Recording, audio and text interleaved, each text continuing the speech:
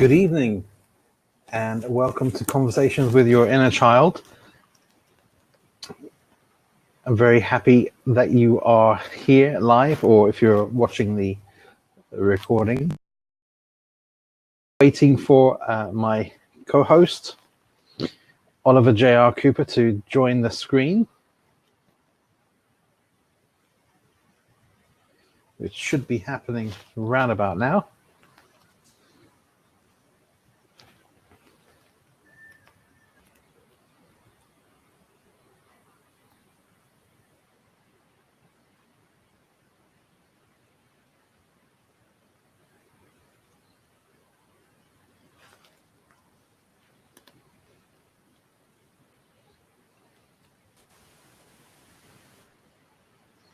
And here we are. I'm there a bit late on the call here, but I've made it.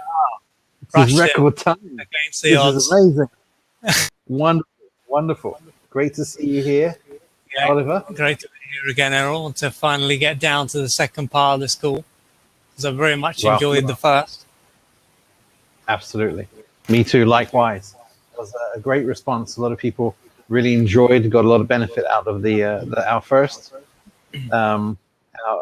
live stream, and here we are in the part 2, episode 2 of Conversations with Inner Child. So just for those that go on. No, I just said that we knew that we had to change the name of the call to make it a bit more inclusive in a sense, because the other was a bit more specific.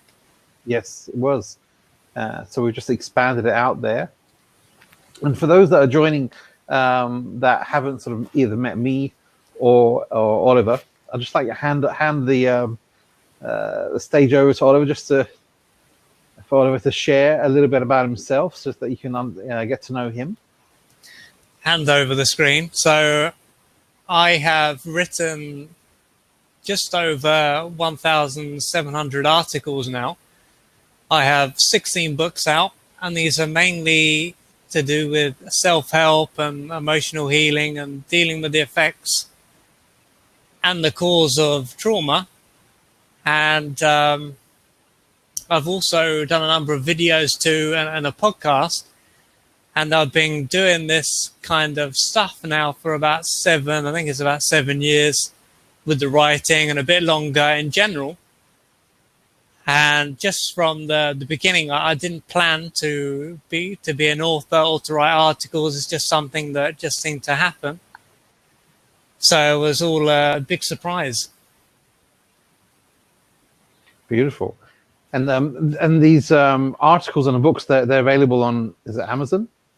Yeah, they're all on Amazon and on Kindle too. And I've even got an audiobook coming as well, which is about the inner child. So that would be a first edition for an audiobook from me.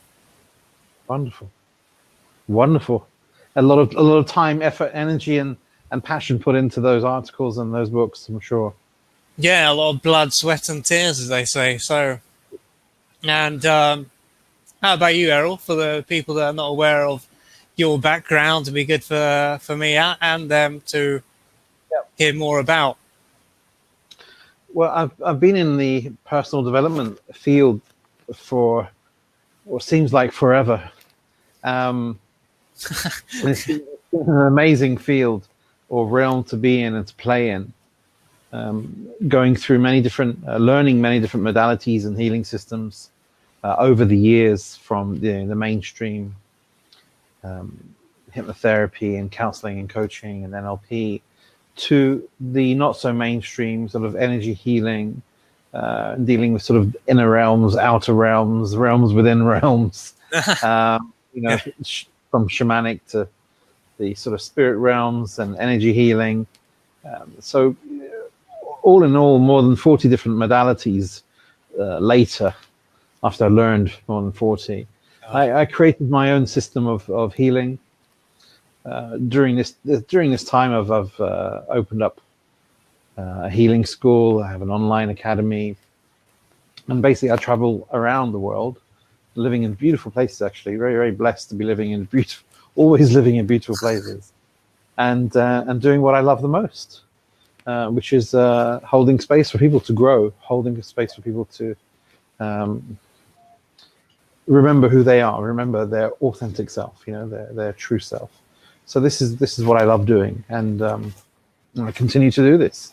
And I'm now expanding what I do into sort of live stream now, expanding into the video, so I can sort of reach more people, even more people. So that's a little bit about me. Just So with you said about the because I understand now you got the diploma and then you've got some number of different online courses. How do people find the website for that? On my website, on my errolcampbell.com website, there's on the menu bar, there's the Academy. So people click onto the Academy, they can find out a little bit more about the online diploma that I'm offering there. And it's sort of a culmination of all the work that I've done. And part of that work, part of the Academy is a focus on the inner child, which is what we're going to be focusing on this evening. It's one of the areas that I really love. It's incorporated into my online academy because I feel it's so important. It's such an important area. It's the area of the wound, the area of that sort of that shadow part of the self, the suppressed part of us, the unexpressed or unloved or unheard part. And so it's part of the. It makes up one of the modules, one of the 14 modules of my academy, my diploma course. And and here we are this evening to both hold space and ready to go again.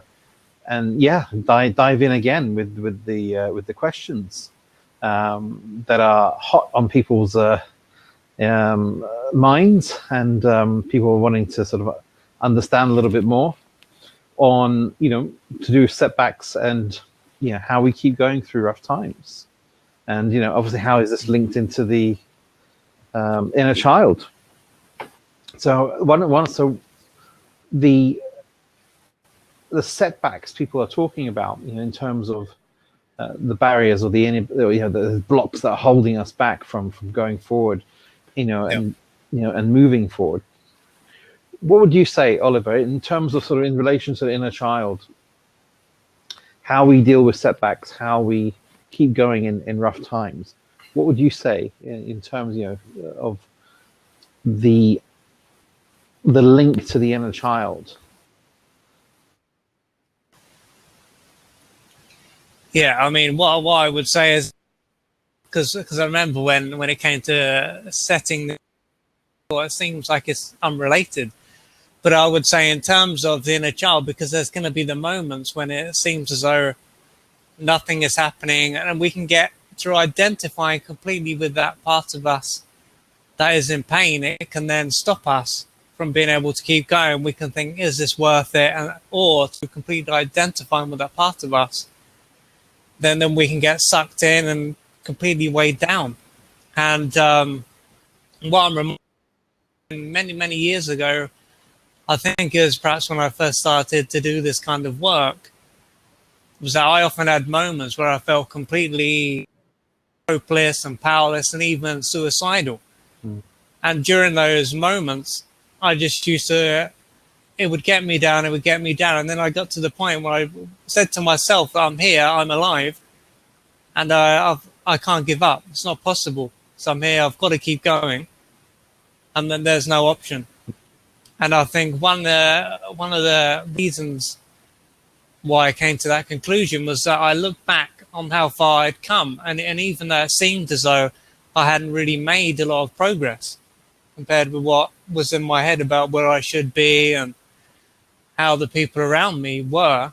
But when I looked back on how far I'd come, even though it was insignificant, or it seemed I'd actually come a long way. And I think the big key is to not compare ourselves with what other people are doing or where we should be, but to look back on our own timeline and to see, where did I begin? Absolutely. I completely agree with you. and it's beautiful that you shared, the dark times that you've experienced as well. The that aspect of comparison, and moreover that need to prove, and something from my own journey. I remember in certain parts of my career, that desire to prove. It really did. I mean, it did benefit because it gave me this fuel. It gave me the fire to keep going and really succeed and do as good as I possibly can. And at the same time, it can act as something that can sabotage. It can act as something that can sort of set you back. Purely because it's as well as being a driving force, that proving energy. It can also destroy you as well. It can also sort of be so all-encompassing that you go into burnout, and also you could very easily step on people's toes, because so much is focused on this proving, and it could be that you do anything just to get that thing done, or to get to that position, or to get that, to accomplish what it is that you need to accomplish. And I have that experience in the past of that proving energy. And I've worked with a lot of clients with this as well, where we find out that the driving force behind someone's actions or desire in their career is, on one hand, a real passion and desire to help people or whatever it is that they're doing. And on the other hand, there's this polluted fuel that's inside that focus as well. And that pollution is their proving energy. Their desire to prove, their desire to really achieve, because they need the recognition, and the recognition is coming from a place of not feeling recognized, not feeling that they're adequate, not feeling good enough. And what happens when you've got this fuel, when it's inside a passion and a focus to get something done, is 9 times out of 10 always going to loop the person back to feeling inadequate and not good enough, and that they need recognition. So this then causes a setback. So it's their own loop back.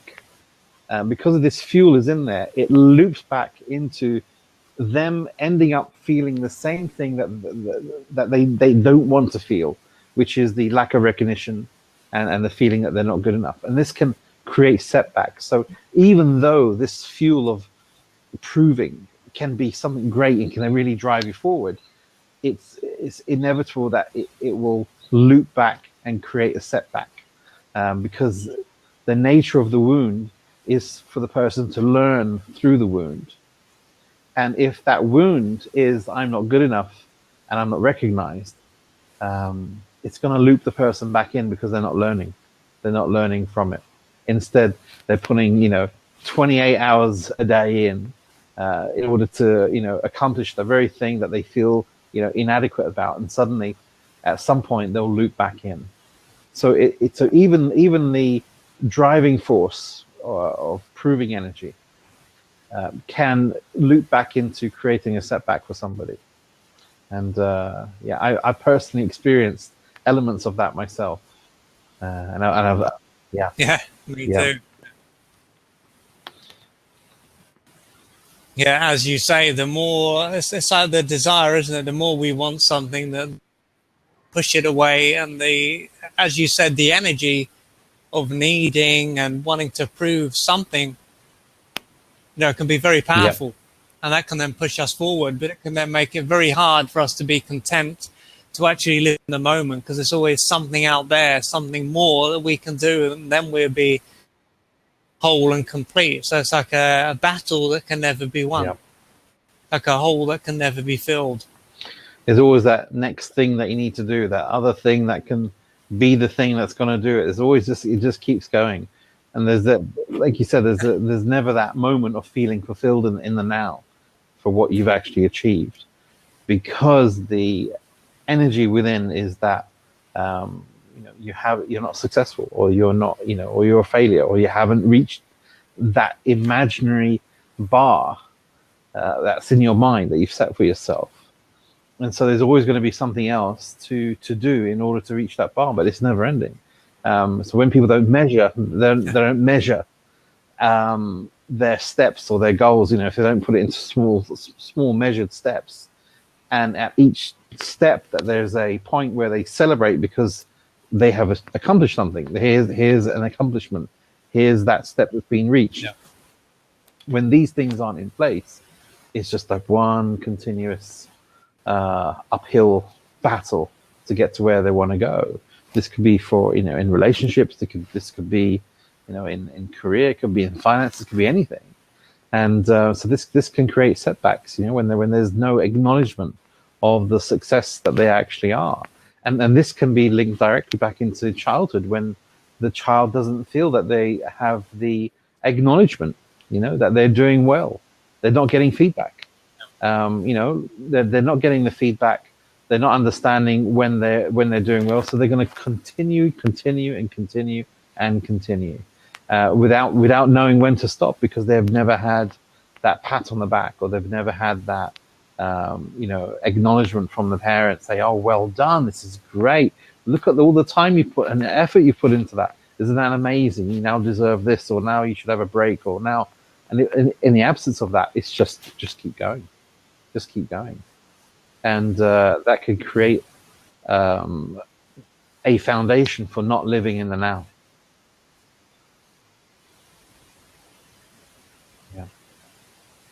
Yeah, I suppose in a way it's a bit like when a child is not really allowed to develop boundaries, so they're not given the limits. And there's slightly different context here, but the same. If a child doesn't get the limits, they don't know where they are, where they're not. They don't know what's acceptable and what isn't. And as you said, when there isn't the small feedback, so as you've done well, or the child might have only, when they were a child, they might have only have received feedback if they achieve something really big. So you get A stars, or you get something like that, or you come first in the race, or all these really big things. It has to be something big. If it's not, then it's overlooked. Yeah. And then, as you're saying, it then becomes a pattern as an adult to be something big, something more, the next thing. Absolutely. And this goes on to the next question is like, how do you stop being hard on yourself? How do you stop being hard on yourself? How do you stop the self-sabotage? And it ties right into that very thing of proving, or not knowing when there's that feedback, or that you've done good, or that sort of acknowledgement. And this is like a result of that childhood wound can end up turning into behavior where the person is then hard on themselves. Ultimately, they can then be hard on others as well, because they're hard on themselves. And that's perhaps learned behavior of their parents being hard on them. And here it is, they're hard on themselves, now they're going to be hard on others, and it's just sort of spreading like a virus here. The being hard on self, which is also sort of creating self-sabotage there, because it's stopping that flow. Yeah, this is it, isn't it? The external messages become the internal messages, and instead of the parent being the one, it's us doing it to ourselves. So, as you're saying, once we can recognize the small things, what is going well and not what isn't going well, and I've only done this, I haven't done that, then it's kind of like closing the gap, changing our focus, and then we can be a lot softer on us, and to be the parent that we didn't have, to be loving and supportive to ourselves, because we're not. And I think this is where things like meditation come in, through being able to observe those parts of ourselves and not to get caught up, because I think this is a big problem. I realized myself, I thought about recently, is that to identify in what's going on, and then it's the creating a mountain out of a molehill, scenario where everything just becomes huge, and it could just. It's like watering the weeds, they become. So I'd say it comes down to the self-talk and a change of focus. Absolutely. I mean, that focus is ultimately so important, because if the focus isn't on the now, if the focus is not on I am already good enough, everything I'm accomplishing right now is good enough, everything that I do is good enough, that's the person being in a now. That is the person being in a now.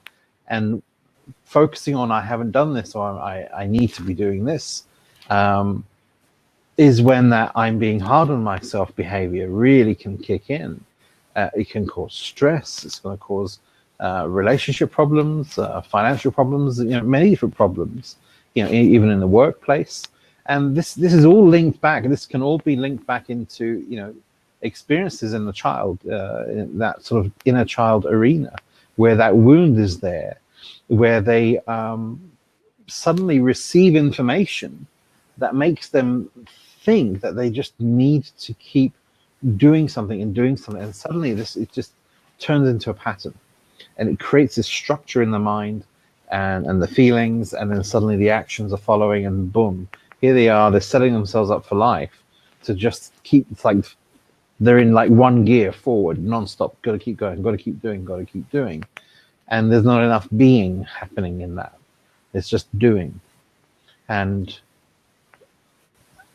it's great on one hand to do. We do need to have action to do things and accomplish things and make things happen. However, the inspiration and the understanding and support and ideas and so much information and wisdom comes in the now, which is in the being. And a lot of time we get so caught up in the doing and trying to figure out how to get to A to B to C to D and E and F and G, and how we're going to be doing that, how long it's going to take us, how many years, months, what diplomas we need, and what this we need, and what, all these different things. We're in the doing. And yet, if we switch a majority of that into the being and allow ourselves to get information through meditation, through clearing up sort of the wound that's keeping us locked into the doing, it will free up a channel to allow us to have a different perspective on life and how to deal with things, and also ideas of how to get to that destination in a much different way.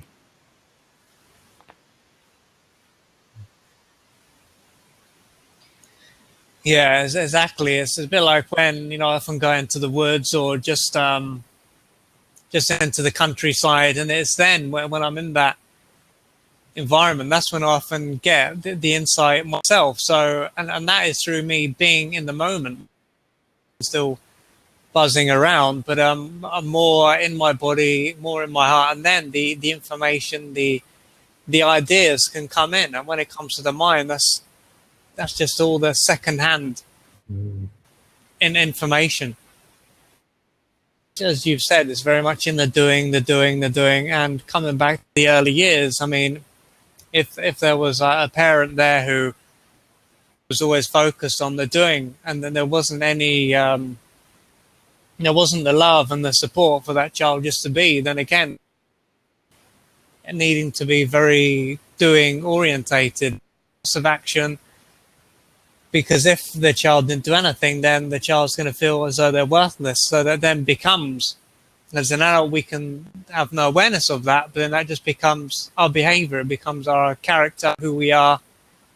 Oh, lost me here.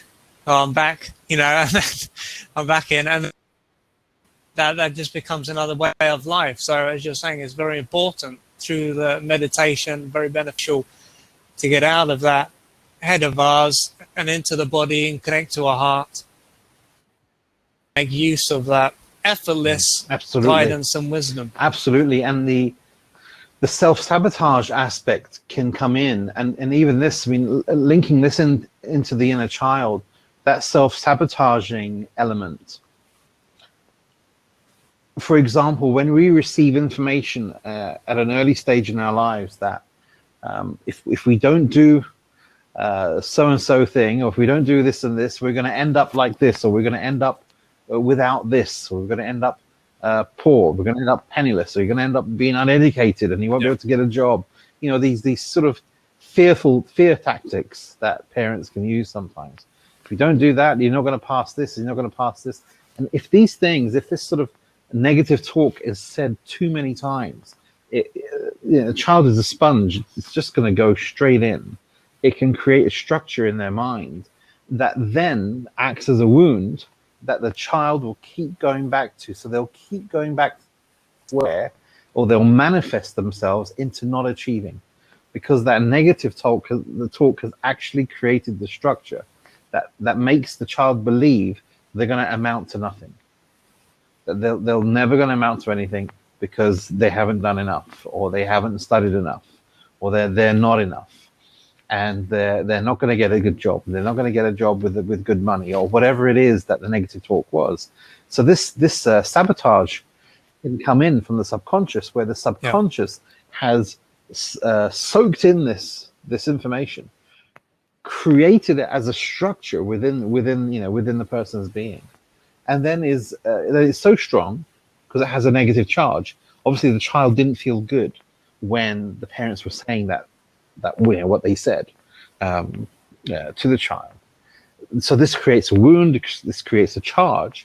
So that charge being quite alive in the person that's now grown up into an adult, it can still be calling the shots. The sabotage is, the element can be there, linked directly to that wound where they are feeling inadequate, or that they haven't done enough. So they're going to, that fear, that worry that they're going to get this awful job or not enough money, and they're going to be poor. And here they are living it out, creating because it got soaked in and structured as a belief and this emotional pattern. So this self-sabotage can come in from the subconscious, linked directly into the inner child.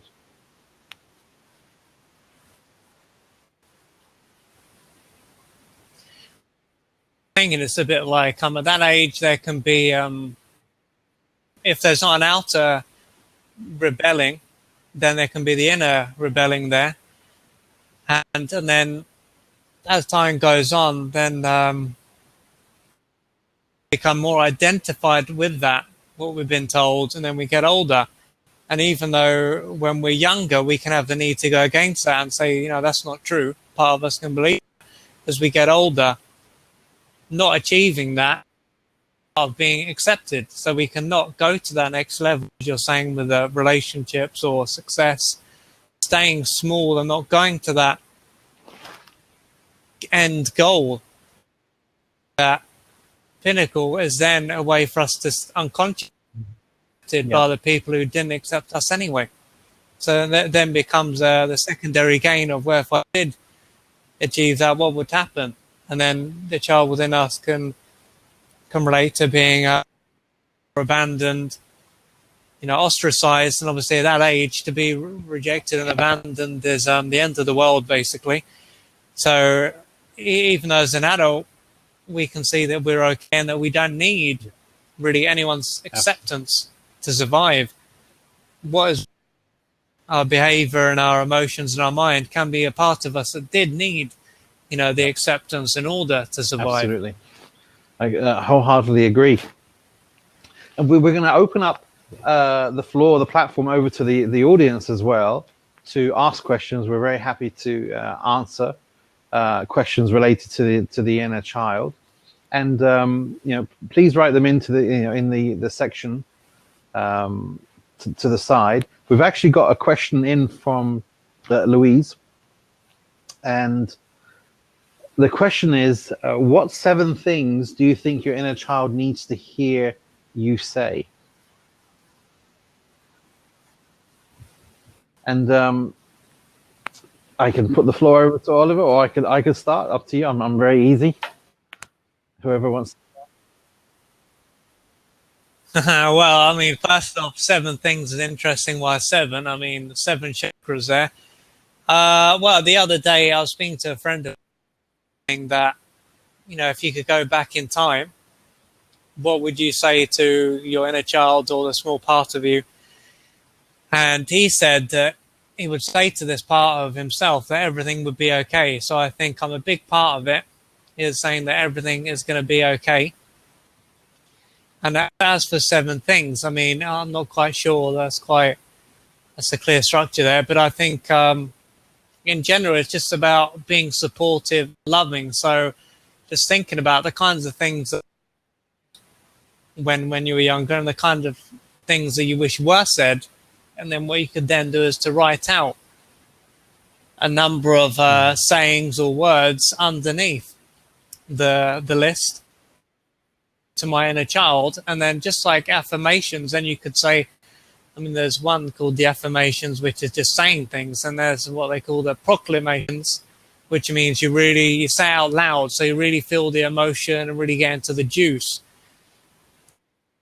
Things with emotion and really get into them, that's when they usually have a bigger effect instead of just saying things to ourselves. So thank you. That would be my suggestion. Thank you. So in answer to the question, I mean, it's very precise. What 7 things would you say to your inner child? My answer to this is, who is the I? Who is the I? Who is the person that is looking for 7 things to say to the inner child? The inner child has a wound. Now, the person attempting to heal the wound is looking at this from the perspective of there is a wound. So it's looking to heal the wound from the perspective of the wound. So it's looking for ways in order to rearrange or resolve the issue and the challenge. So I would answer this in a different way. Rather than find 7 things to say to the inner child, or the thing, or the 2 to 3 things that need to be said, I feel the most important at the top of the list is presence. And this requires no verbal expression at all. I feel that when you go inside to meet the inner child, when you're approaching that part of your timeline where an incident has happened, and you've gone through the timeline to find that particular point where something has happened, something's been said, or the child is in the room on their own and they're sobbing. In that moment, rather than go up and say, what is it that you need, or it's okay, I'm here, I'm going to love you, come and have a cuddle, all these things can be shrugged off and rejected by the child who's really distressed and in a wound, in a state of being distraught, frustrated, experiencing a trauma. I would say first and foremost, presence. And when I say presence, I don't mean a mental presence, the mind thinking there's something wrong with this child, so I'm just going to sit here, because that's still locking it in from a mental perspective that there's something wrong with the child. And I'm not going through the sort of like, the pity, or even even sort of the empathy is great here, but what we're going to be going into, I feel, a much stronger place is that presence with compassion. By being in that moment, being in that's like a power. It opens up a portal. It opens up a whole different vibration. That vibration where there is no judgment, there's no sort of, I'm coming in at it from a mind perspective. What do I need to say to this child to flip this around?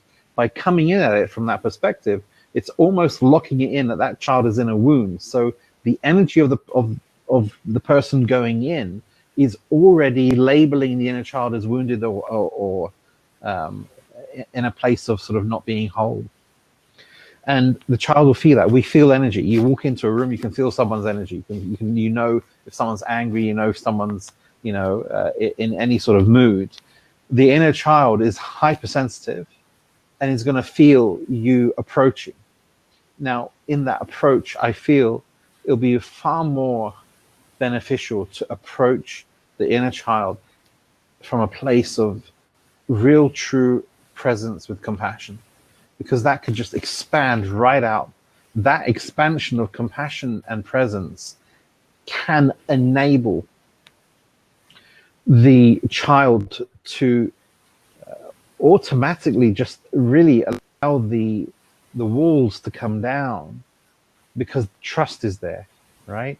Because in that presence and in that compassion, it suddenly just ignites trust. It ignites everything's okay. You know, nothing's being said, but it's being felt there. You know, it's being felt.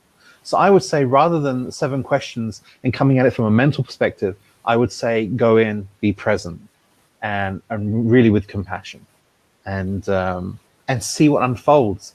Become friends with uncertainty. Just allow yourself to not come at it from a linear ABCD perspective of how you're going to do this, but come at it from a place of compassion, to allow it to unfold in the way it needs to unfold, and to heal, or to for the child to realize itself, his or herself, in a different way. Sorry for a long-winded answer there, but I just felt that it's another way for a person to approach this. Yeah.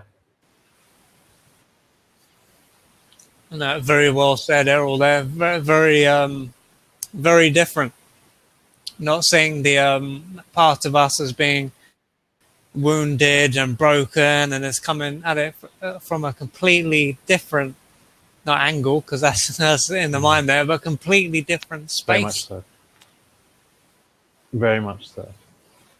And it's one of the things that I really focus on.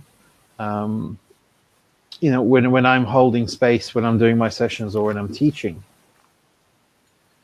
it's something that's very, very important. We have people holding themselves, or labeling themselves as healers, practitioners in certain things, and it's very different when you set up the space and you are helping someone or guiding someone that's come to you. Obviously they have something going on with them, and instead of looking at them as sort of, okay, there's something broken here that needs to be fixed, so they're coming to you with and saying, this is broken and I would like to fix it.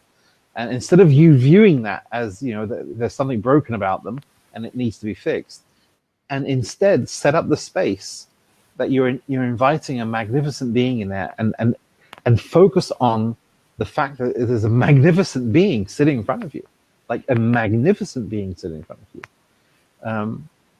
One of the reasons this is important is because the person in front of you has just forgot that they're a magnificent being. This is what's happened. Some sort of structure has come in and separated them from the realization that they're a magnificent being for that instance, for that particular problem that they perceive that they're having, and then they're living it out through some sort of movie that they've created or manifested or co-created.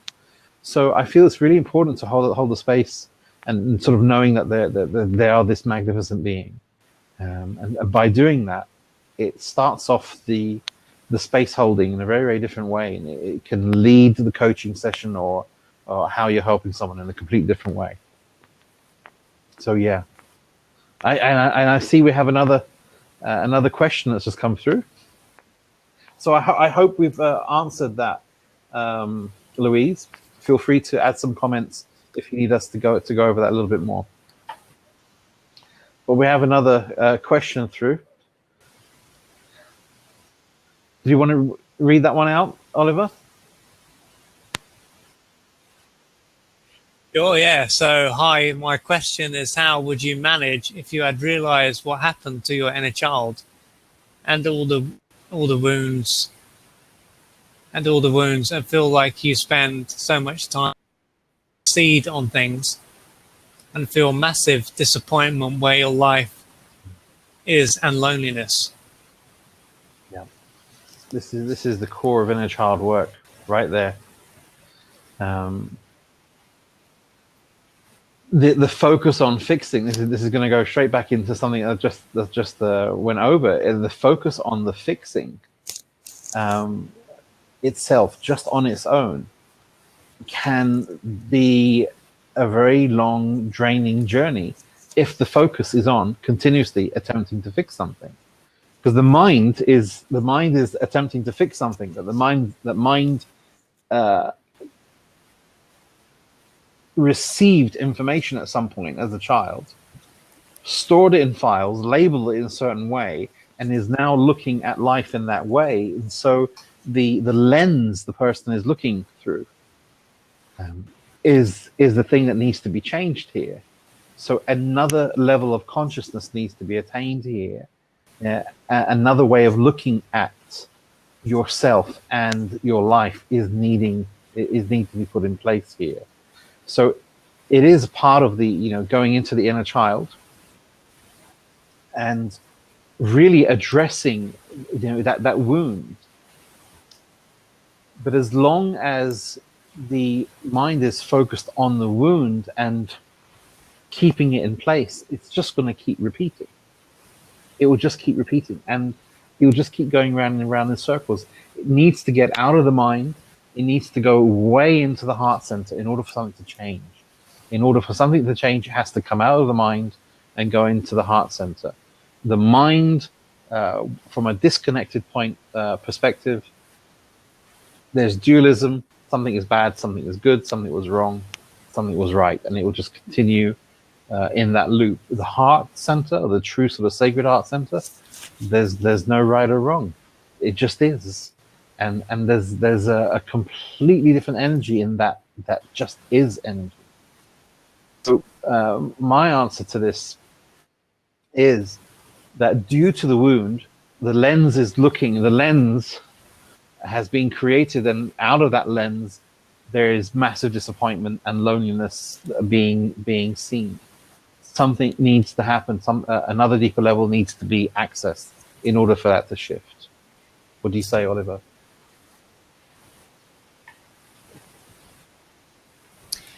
Yeah, I mean, you talking about the mind and the heart, and it just reminded me of when I was putting something together called A Dialogue with the Heart. And it's just, as you're saying, the heart is very different. The mind is kind of constructed a problem, and then it will continue to see more and more problems, and it will basically, it needs to see these problems to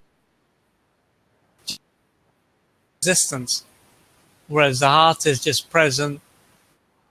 The heart just is, and it has a very different way of seeing everything. And then this is, as you're saying, all the time there is trying to fix the mind. It's just one problem, and then there's another. There has to be something coming from a deeper place, living. And this can take time. I find myself kind of going in and then kind of popping out. But what I know is that living in the heart space and living more in the body, then a lot of things disappear and turn. So I think definitely can relate to what you're saying there. It is about going to that deeper place and absolutely. Being in the heart, being in the body. And it's going back to parts of what we shared with the previous question. It's about being totally present with compassion in the inner child realm, approaching your inner child with so much compassion, and just instead of the doing energy of attempting to fix something, like knowing what your wounds are and attempting to fix them from the perspective of thinking that you know what they are. Because if that's not working, then it's time to actually try something different. And so let me repeat that. If you believing that you know exactly what the wound is, and then going in to attempt to locate that and find that, and nothing's shifting, then there's a problem with how you're viewing your wound. There's a problem with how you're perceiving what you perceive the wound to be. What you perceive the wound to be could be a mere gateway to something much deeper. It could open up to something much deeper where you have a realization of yourself, your authentic self. Rather than attempt to fix something or resolve something or turn something around from a negative to a positive, use the wound that you perceive that you have as a gateway and be present with the gateway. What I mean is approach that wound and just gate to open, and then be present with what comes up. What comes up could be a flood of feelings. Be present with it, flow with it, become the feeling, go into the river of the feelings, let it take you. It's only going to take you through into your authentic truth, into your true self. This is the cave that we fear to enter. A lot of the times we stop at the gate and then we sort of come back again. So let the wound act as a gate. What we think the wound is, let's open it up, go in. What you may find is there's another layer and another layer underneath that, which can actually lead you to a much deeper realization of yourself and freedom. So I would say, just as Oliver has repeated as well, go deeper, away from the mind. Yep. And we have another question from Natalia. I love these questions coming in. I'm considering systematic family therapy to bring the energy of union and shared healing within the family in a way, as I see it, to reduce the perpetuation of those family wounds, especially for your brother who's struggling with addiction. Do you think the inner child work is possible in a shared family context if the opportunity arises?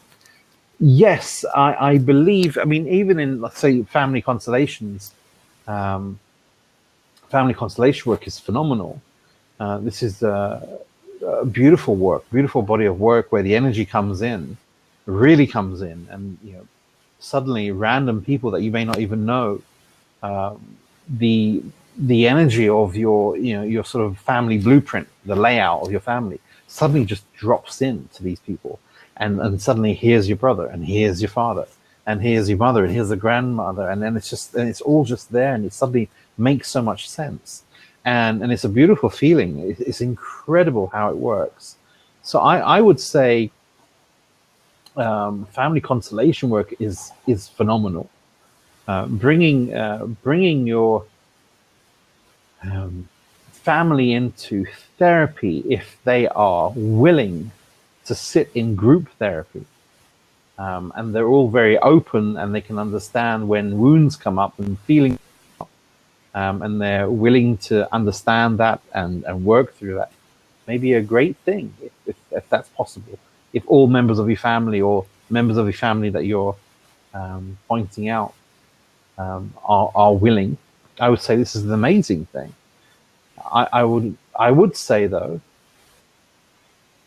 if there is a issue, perhaps say between you and a family member, the first thing I'd do is I'd work on the self.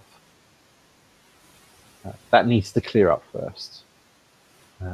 The negative relationship going on between yourself and another relative, a sibling, or a parent, that needs to be cleared up first. That's the first thing, rather than the other person needing to clear something because you have an issue with it. In terms of your question in regards to your brother who's struggling with addiction, if he's open to getting to the bottom of that, then great. If he's open to you helping him, then great. But if it's you pushing him or urging him, you've got to understand this is also his journey, and it's up to him to decide, how he wants to resolve or deal with it, which can be frustrating because at the same point you want to reach out and help, and every now and again some people need a bit of a boost and a bit of a sort of a hand to lift them up. So it's one of those delicate ones, I would say. What would you say, Oliver?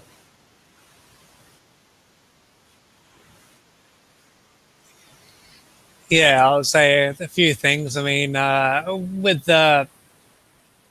when it comes to issues that we can have with our family members or anyone else, as you said, it's always a good idea to see what part we are playing in the dynamic, because without realizing it, we can be feeding in and kind of bridge into the next part about addiction. It's just when there's people we are close to or family members who have got problems, and we can see they're struggling, but they might not want to actually do anything about what's going on for them. They might just prefer to suffer in silence. So it's very hard. And unless, as you said, unless someone really wants to take that step, it can be a waste of time, and it can just, more of our energy can just be feeding in, and then we can just basically, if it goes on for too long, we put too much energy into it, then it can end up basically taking over our life and can end up basically feeding off of the extra energy. They might even like the attention. But family constellations, yeah, I've got a bit of experience of that myself. And I'd say it can be powerful. It's very interesting how people just seem to come in, and fascinating. Coming back to the need to be loyal, that's the big thing. Family constellations needing, and then that can be important when things don't shift. There can be a need to be loyal, and doing this additional work with constellation therapy can be a way to loosen those entanglements, as they say in family constellation therapy, and to allow us to move forward.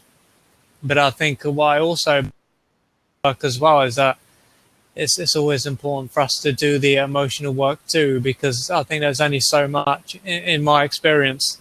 I remember some guy who wrote a book, can't remember who it was, and he was saying that the second, or it can be like an after, because it's unless the emotional side is not done first, and that Absolutely. Yeah.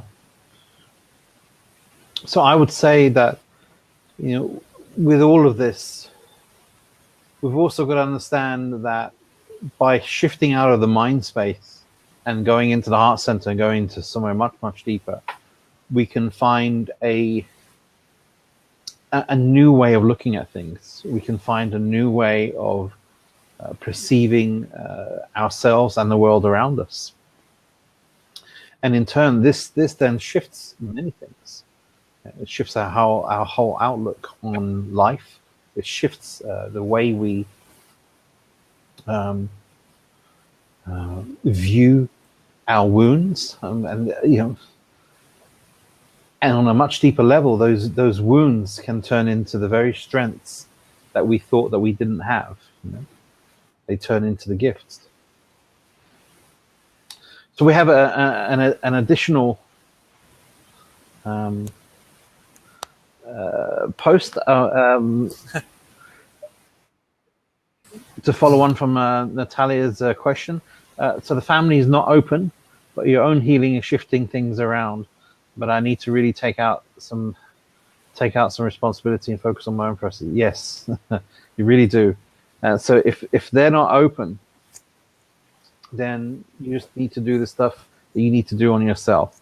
Allow them to be the mirror that is showing you aspects of yourself. Just allow each member of the family to be the mirror. So whatever you're feeling triggered about, so imagine all the members of your family are standing there, or the key members of your family are standing there, and each one of them is acting as a mirror, and they're pushing a button, and that button is a feeling within you, that sort of negative feeling. Sort of label that negative feeling, label that state that you perceive they put you in. That's the trigger, that's the wound. That's what they're showing up, or that's in this moment, they're showing up to show you this. And in each one of those mirrors is a gateway for you to journey into and realize a whole new aspect of yourself. So yeah, keep going with that. What do you say there, Oliver?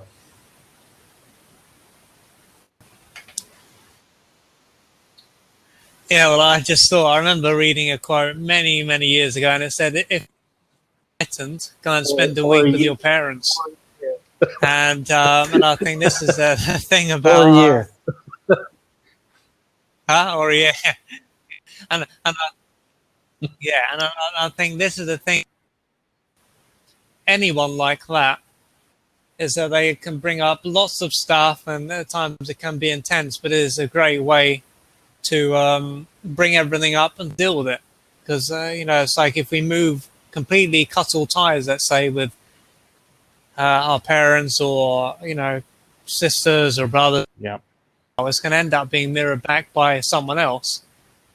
So we can either see the direct connection through being around our family, or we can just believe that things are not things are disconnected, sorry, and things are just happening. But yeah, as Errol said, it's a great way to become aware of our own wounds and to be present with them and to resolve. Absolutely.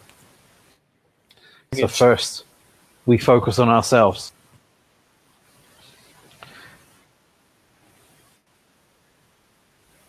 So this week's episode on conversations with your inner child, predominantly,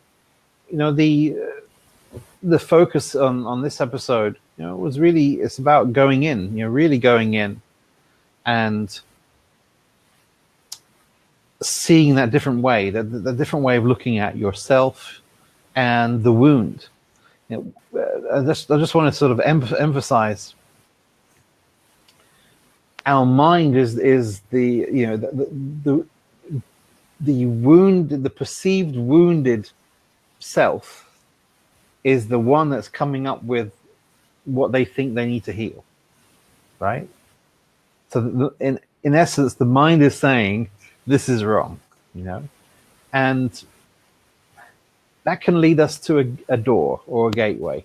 What happens beyond that is, I believe, where the real healing starts. The real transformations can really kick in. And we have another question here. Would you like to read that one out, Oliver? Yeah.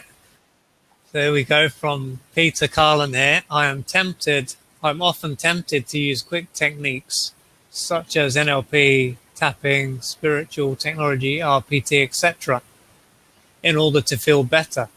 There's always a quick shift, but sometime later the old feelings and thoughts come back.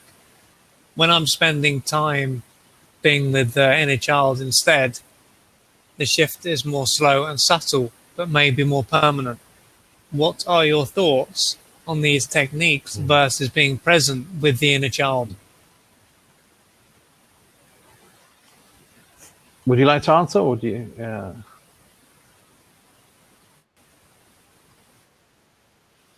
Well, I was just thinking a lot of this. I think Peter might have on, but I think a lot of this, what he said, is taps back into what you were saying, Errol, about being with the child and not being in the mind, because the mind obviously sees a problem and it's going to go down in there into the cave and it's going to try and fix things and move furniture around, so to speak.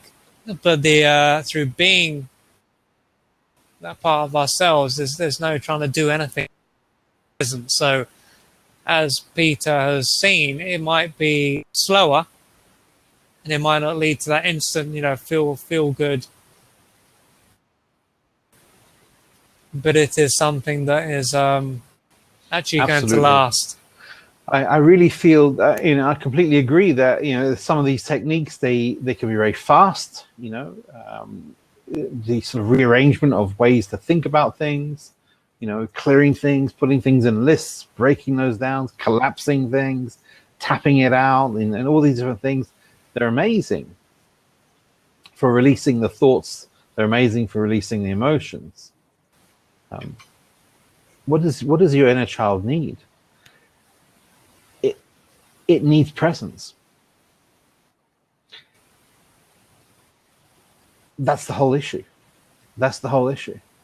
The inner child in that moment of when a program came in, deeply disconnected with itself, or through the actions of someone else, through the words of someone else. Presence is so strong and so powerful when it comes with that compassion. It brings a fullness. It brings a fullness into the being. So rather than attempt to clear up what your mind is thinking that it needs to clear up, and cleverly rearrange the thoughts and the feelings, which by all means will work. However, for how long, and for how deep, and how complete can you actually view and observe the human condition from a mental perspective, from a technique which is predominantly mental orientated? from the disconnected mind. Can the disconnected mind take into account the soul? The sacred heart center.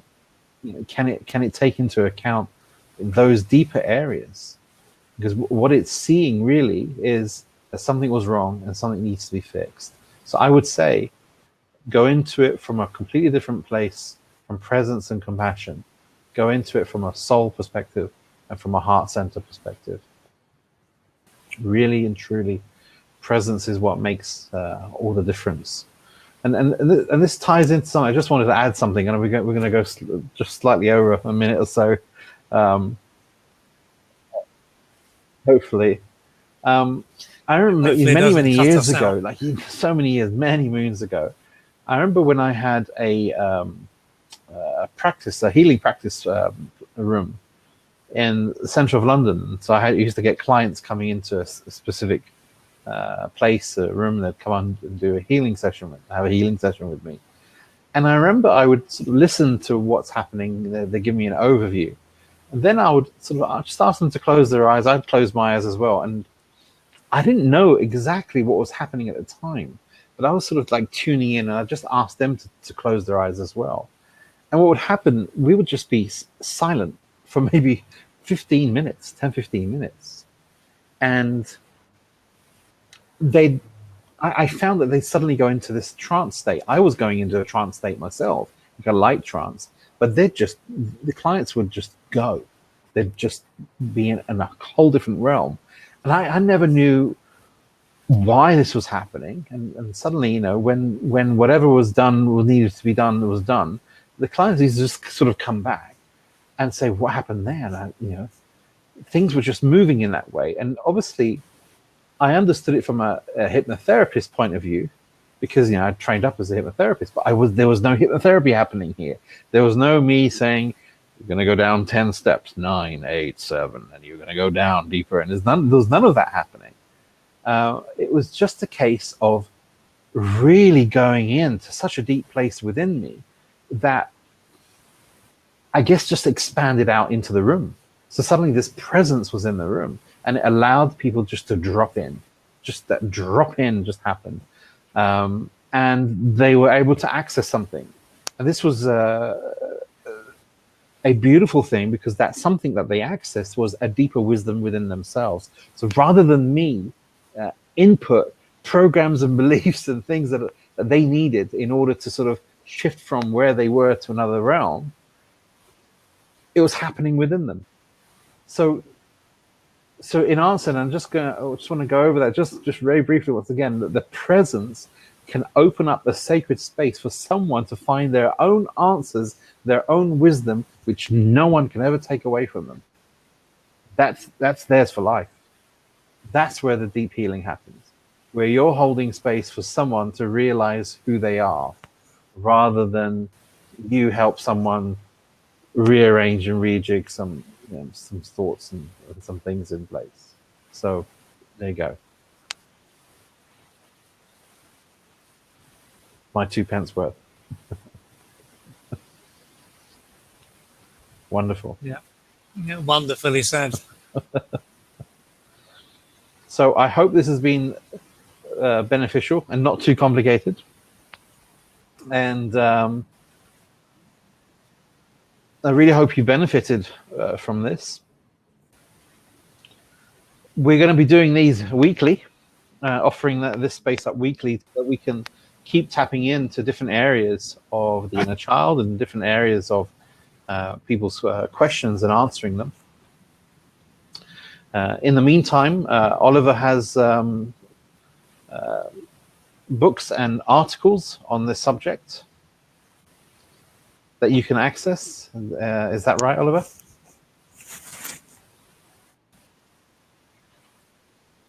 Yeah. Plenty of books, plenty of articles, and an audio book coming soon. And I've checked it about 4 times. I'm now getting fed up with listening to it, but I'm kind of remembering things, and that will be out maybe next week if Audible accepts it straight away. So that'll be good. And I've actually got a course, How to Heal the Inner Child. It's going to be short, short book. I've been working on that diligently over the past week, so that'll be interesting. But yeah, there's plenty of content on my main site, transformationalwriting.co.uk. Plenty of articles, Brilliant. or hundreds and hundreds there. So plenty of information. Wonderful. Keep your mind busy. I'm glad you've got all this information out there for people. And myself, I have free consultations that I'm offering people to get an understanding, a deeper understanding of what's going on for them. And also I have an online academy, which is launching this summer, which consists of 14 modules that add up together to create a diploma in spiritual counseling and intuitive coaching. So if you're interested in that, then errolcampbell.com, and just go to the academy page and you can see all the information there. It also includes a retreat in Bali with myself, because I do have a deep desire and need to meet the students that are signing up for this diploma, because essentially going to be going out there, spreading amazing vibes into the world, and really holding space for people. So I really want to meet everyone that's signing up, and we will move forward as a group together in the summer. So I'm really looking forward to that. So without further ado, hopefully we haven't gone over too much, but this has been a great one. And I really enjoy the questions that come in. Really enjoy them. So thank you all for attending, and thank you so much to Oliver.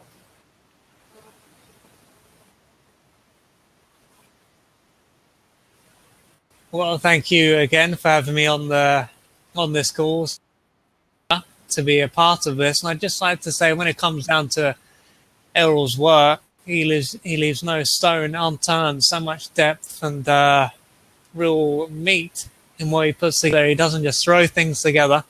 Everything is finely tuned, so there's incredible value in what he puts together. Because through working with him recently, I can see how much effort and time he making things. Thank you really very much, come Oliver. Together. Much appreciated. Your words are much appreciated. Thank you.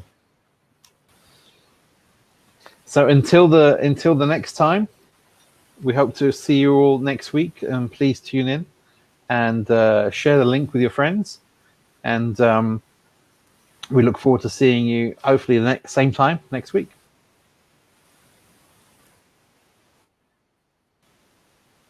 Until then, take care. Yeah, until then, take care. Good week, and take care. Talk to you later, Errol. Thank you very much. Until next Appreciate time. this. Bye-bye. And until next time, goodbye.